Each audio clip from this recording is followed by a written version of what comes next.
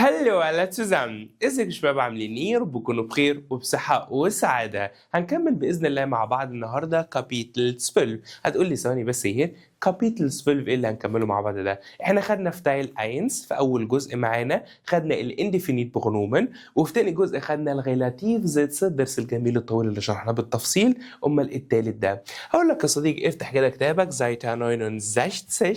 هتلاقي يا صديقي ان انت عندك Aufgabe دي. هتقول لي مالها يا هير؟ عادي، ما انا في الكورس حفظتها ووصفت الصورة وخلاص. اقول لك بس انت حفظتها، وانا متفق مع صديقي ان احنا بنفهم وبنتعلم بذكاء. ليه تحفظ؟ انت يا صديقي عندك اوبن ونخ اوبن ولينكس ونخ لينكس، انت مش عارف امتى تحط نخ وامتى ما تحطش نخ، وايه اصلا اوبن دي وايه فوانا دي؟ مش هي اسمها فوا اللي هو امام؟ ليه اتغيرت وبقت فوانا؟ ليه الكلام ده كله؟ اكيد سالت نفسك سؤال زي ده. انا هنا يا صديقي عشان اجاوبك. انت عارف ان انا بحب اعلمك بذكاء وما اسيبلكش اي حاجه في الجراماتيك الا لما تكون فاهمها كويس قوي. فيا صديقي هتلاقي الدرس ده مشروح بالتفصيل في كتاب جراماتيك اكتيف، فخلينا نبدا فيه مع بعض. اولا الريجل دي اسمها ايه؟ قال لك يا صديقي ان هي اسمها بوزيشنز ادفيربن وديريكشنال ادفيربن. يعني ايه يا هير؟ بوزيشن ده يا صديقي اللي هو الزوشتاند، المكان اللي احنا في درس الفيكسل بريبوزيشنن كنا بنسال عنها بفو، والديريكسيون اللي هو الاتجاه عامة، ده بتاع البيفيجونج والاكتيون والحاجات دي، ده اللي احنا كنا بنسأل عنه بفوهن. جميل قوي. طيب انا بقى دلوقتي يا صديقي عندي شوية ادفيربن ممكن استخدمها بالاجابة عن سؤال بفو، وممكن استخدمها بالاجابة على سؤال فوهن. وليكن مثلا هنتن. والله هنتن دي يعني في الخلف. فدلوقتي انت عندك صورة اهي، الصورة دي فيها ولد قدام وفي 4 أشخاص موجودين ورا. فالولد لما بيجي بيقول أنا في المقدمة، هل هو بيتحرك؟ لا، هو ثابت في مكانه اهو. فده بوزيسيون، فهنا هم اسمهم بوزيسيونز ادفيربن. فوالله الولد بيقول إن أنا في المقدمة، إن أنا في الأمام، فبيقول ich bin vorne. وتاخد بالك فوانا ده مش بريبوزيسيون. بريبوزيسيون يعني هيجيب لك اسم وراه، لكن ده ادفيرب مش اكتر. جميل قوي. طيب الاربعه اللي واقفين ورا دول عايزين يقولوا ان هم ورا، فبيقولوا ايه؟ wir sind hinten. جميل قوي. طيب لو الولد ده عاوز يقول ان انا هتقدم الى الامام، ساعتها هيظهر عندك ناخ، وليكن مثلا ناخ هنتن. فانت في السؤال بفو بتجاوب بهنتن، وفي السؤال بفوهن بتجاوب بناخ هنتن. تبتدي ان انت تحط ناخ وتحط الحاجه. طيب بقى يشبيل عندك اهو، ده راجل بيصور في استوديو، بيصور بكاميرا، فبيقول للاشخاص اللي موجودين دول والله في ولد كبير وولد صغير. فبيقول للولد الصغير ده تعالى قدام، فبيقول له قم ناخ فوانا. قم ده امبراتيف عادي، وناخ فوانا اللي هو تقدم الى الامام. انما فوا اللي انت عارفها ده البريبوزيسيون يا صديقي اللي بيجي بعديه اسم، لكن لا، هو انا بيقول له الى الامام، تعالى، ظرف ادفيرب. فهنا قال له قم ناخ فوانا. طب والولد الكبير بيقول له بيتا من فضلك جي ناخ هنتن، ارجع الى الوراء. فوالله انا هنا السؤال عندي بفوهين جيت دي زمان مثلا، والله دي زمان جيت ناخ هنتن الى الوراء. جميل قوي. لكن لما بتيجي تسال هنا، لو هتسال عنهم الاربعه اشخاص دول، هتقول مثلا ايه؟ wo stehen diese 4 Personen؟ والله diese 4 Personen stehen hinten. جميل قوي. ده سؤال بفو وده سؤال بفوهن. طيب خلينا نبص كده مع بعض. قال لك انت عندك فوان وده فوانا، الاي دي ممكن تحطها وممكن لا، فاكولتاتيف عادي. ده سؤال بفو اللي هو ايه؟ في المقدمة. طيب ايه لا بقى المقدمة؟ في اكتيون، في بيفيجونج. خلاص ناخ فوانا. عندك هنتن اللي هو ايه؟ ورا، هم في الخلفية. طيب اللي هم اذهبوا الى الوراء، والله ناخ هنتن. طيب اوبن ده اللي هو فوق. طيب ناخ اوبن لفوق، مثلا ان انت بتطلع السلالم لفوق. ناخ اونتن لتحت. طب اونتن هي اوريدي تحت. ريشتس ولينكس، ناخ ريشتس ناخ لينكس. جميل قوي. فهنا بيقول لك ايه؟ اوبن واونتن ولينكس وغشتس وهنتن وفوانا والحاجات دي كلها، وطبعا سبيشن كلاما ناخ على حسب انت عايز فو ده فوهم. sind keine Präposition، مش حروف جر زي ما انا ما قلت لك. sie stehen alleine ohne ein Nomen، بيبقوا موجودين لوحدهم كده من غير اسم. طيب جميل قوي. في حاجه كمان برضه يا صديقي لازم تعرفها في الدرس ده، مهمه قوي وتبع البوزيشنز ادفيربن والديريكشنال ادفيربن. ايه هم؟ قال لك دوت ودا، ودوت هن ودا هن. اي هير ده انا الحاجات دي بشوفها كتير في التكست وبقراها، بس فانا ما ببقاش عارف الخاماتيك دي هي ايه. اقول لك تعال نشوفها مع بعض. قال لك دوت يا صديقي هي ده بتستخدمها مع ايه؟ مع الاماكن. والله انت مثلا بتتكلم على المكان، فبتقول والله ان مثلا ايه؟ ان ايه است ام بالين، والله هو في بالين.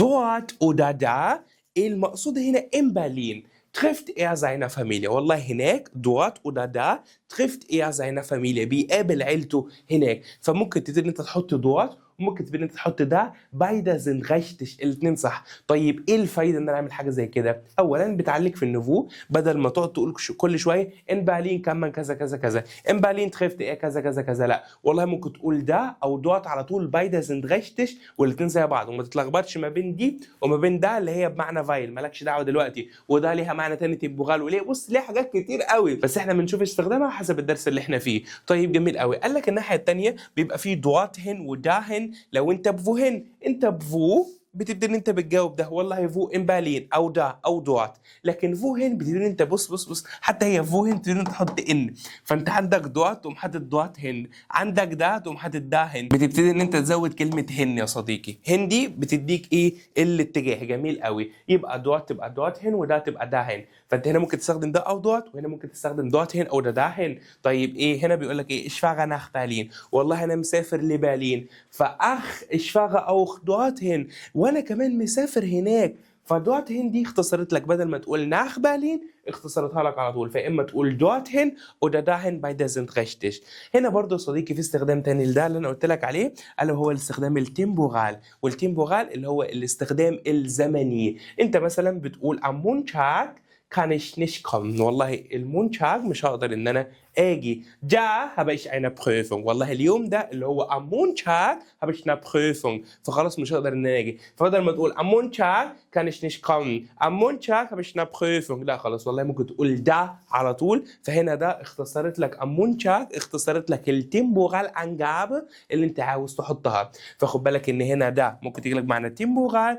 وهنا ده ممكن تيجي لك بمعنى لوكال ولكن هنا ده oder dort beide sind richtig لكن هنا هي nur da دوت هنا ما تنفعش دوت دايما للمكان لا يا صديقي وبكده خلصنا الشرح مع بعض شرح جميل ولذيذ عندك فو وعندك فو هن والله مثلا عندك الحاجه لينكس خلاص لا انت كده فو طيب ناخ لينكس انت كده فو هن وعندك ده ودوت بتعبر عنهم للمكان بدل ما تكرر المكان كتير عندك دوت هن وده هن برضو بيعبر عن المكان ولكن لو في اكسيون لو الحاجه عندك بفو هن وما تنساش ان انت ده ممكن تعبر عنها بتمبورال جميل قوي يلا نحل مع بعض عشان نفهم اكتر جميل قوي هنا بيقول لك ايه steht oben والله الراجل ده موجود فوق طب الحاجه هي ايه هي wo steht er والله steht oben لكن بص لا هو هنا بيتحرك هنا في اكسيون هنا في بيفيجونج فالفراجة عندك بفوهن ففوهن جيت جيت nach oben هو طالع السلالم طالع التريب جميل قوي طيب هنا لا هو هنا كان هنا oben يبقى هنا unten يبقى هنا steht unten على طول مالكش دعوة unter ده preposition يعني بيجي بعديه نومن هنا انا ما عنديش نومن يبقى خلاص مش هو فرق ما بين الادفيربن والبريبوزيشنن كلمه بريبوزيشن معناها ان في نومن بعديها هنا ما فيش نومن يبقى ده ادفيرب جميل قوي وهنا الفراغه بتاعتك يا بفو يا بفوهن جميل قوي طب هنا هو بيتحرك هو نازل لتحت العسل ان احنا ننزل على تحت يبقى هنا هنقول ناخ وبعد كده نحط unten على طول جميل قوي طيب نمرة 3 زي است بص الميتشن دي موجوده ورا البيت جميل قوي يبقى والله زي است هنتن طيب صديقي لما جه حل كتب لي هنتا ديم هاوس اوكي ماشي هي غشتش والله يا صديقي انا ما قلتلكش حاجه ولكن احنا هنا بنحل على البوزيشنز ادفيربن والديريكسيونال ادفيربن خلاص يبقى احنا مش محتاجين البريبوزيشن اللي هي كده كده صح انا ما قلتش ان هي غلط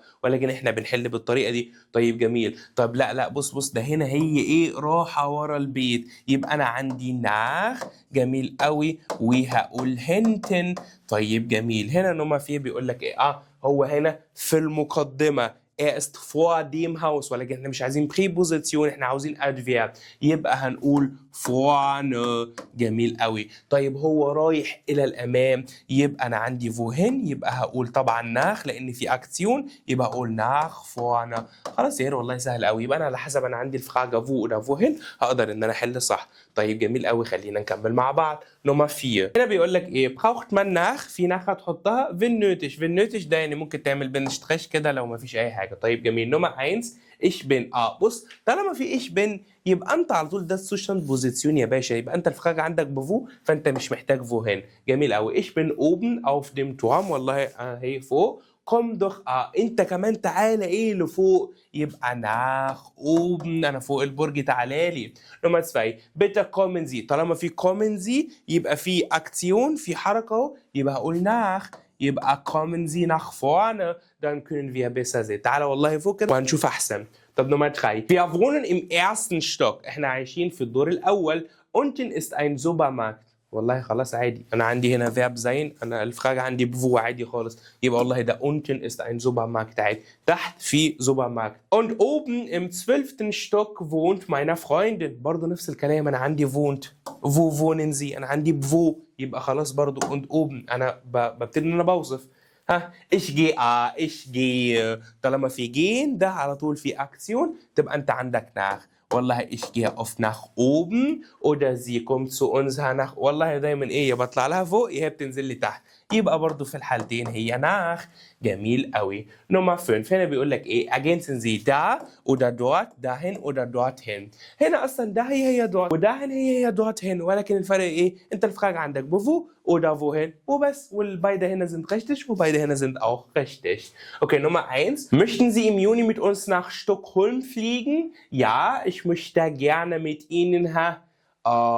انا كمان عاوز اسافر معاك ايه هناك. احنا عندنا الفيرب فليجن، ففليجن ده فيه اكسيون، يبقى هقول ايه؟ هقول dorthin oder dahin، beide sind richtig.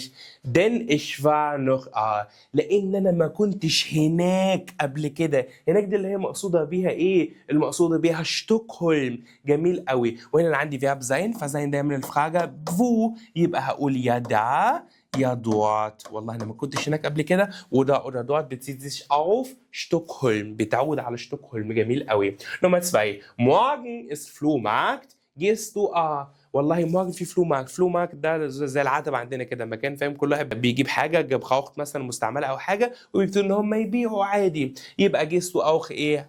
في فيرب جين، جين ده في اكسيون، يبقى انا يا هقول dahin يا هقول dorthin، beide sind richtig. جميل قوي. نمرة 3 siehst du das alte Haus، شايف البيت الكبير ده؟ habe ich früher gewohnt.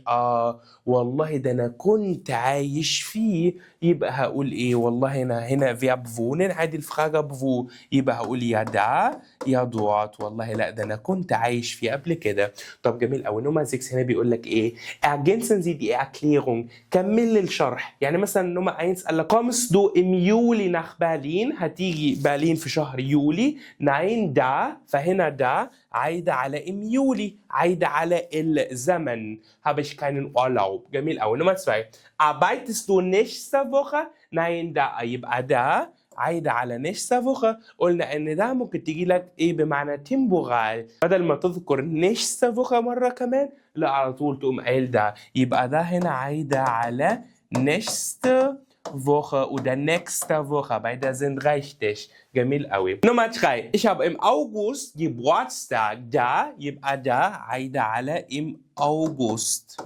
im August. جميل قوي. بدل ما تذكرها مرتين تقول da على طول. möchte ich eine große Party machen. Nummer 4 heute Abend kann ich nicht للأسف، فهنا ده عايدة على heute Abend. خد بالك مش Abend بس ولا heute بس، heute Abend دي komplett على بعضيها Nummer 1 und dann das Verb Nummer 2، يبقى هي عايدة على الاثنين مع بعض اللي هو heute Abend. جميل قوي. نمرة 7 بيقول لك ايه؟ markieren Sie wie im Beispiel، علم زي المثال. المثال بيقول لي ايه؟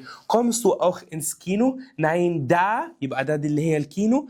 war ich gestern schon. طب جميل قوي. هنا نمرة 2 بيقول لك ايه؟ was ist am 23. März؟ da ist Ostern. يبقى ده عايدة على 23. März اللي هو في الأوستان. جميل قوي. نمرة 3 warst du schon einmal in Peru؟ nein da، يبقى ده اللي هي ايه؟ اللي هي Peru. ده عايدة على اللوكال مش temporal. war schon nicht aber ich möchte dorthin fahren. dort هنا عايدة على مين؟ عايدة على بيرو برضو، ولكن هنا كانت عايدة عنها، ولكن الفراغ كانت بفوهن، لكن هنا كانت الفراغ كانت بفو، لأن هنا فيرب زين، فزين ده بنسأل عنه بفو، لكن هنا كان فيرب فاغن، وفاغن بنسأل عنه بفوهن. جميل قوي، ركز وافهم، أنت بتتعلم بذكاء. Weiter, fährst du im Mai mit uns nach Peru? Leider kann ich da nicht. دي عايدة على إمي ولا nach بيرو؟ لا والله الاتنين ينفعوا. طب أنا كده محتاج حد يحدد لي، عشان كده هنكمل بقية الجملة لأن المفتاح فيها. هنا قال لك إيه؟ Ich habe erst im Juli Urlaub. والله ده أنا عندي Urlaub im Juli، فداس bedeutet إن إمي هو اللي مش هينفع، يبقى ده هنا تيمبورال عايدة لك على إمي. وبكده يا صديقي الحمد لله نكون خلصنا مع بعض الحل بتاع النهارده، ويلا بينا يا صديقي لجزءك المفضل عشان نلعب سوا ولوس جيتس. هتلعب حتى هير في الدرس ده؟ اقول لك نلعب عادي، انا ما بسيبلكش اي حاجه، حتى لو الدرس قد كده برضه اشرح له كويس قوي، وهنلعب عليه ونحل عليه ونعمل كل حاجه. طيب جميل قوي. هنا بيقول لك ايه؟ هنا بيقول لك ان في اجابتين هما اللي صح. طيب ليه؟ لان دوات هي دا، وداهن هي دوات هن. طب جميل قوي. بيقول لك فو، طالما في فو يبقى انت الاجابه بده ودورت على طول يا صديقي. انت فاهم مش حافظ؟ عندك فو هن يبقى بداهن وده دوت هنا على طول، لان انت برنس، انت بتعرف تحل من غير حتى ما تقرا السؤال لانك جامد. فان بيست ها جيجانجن.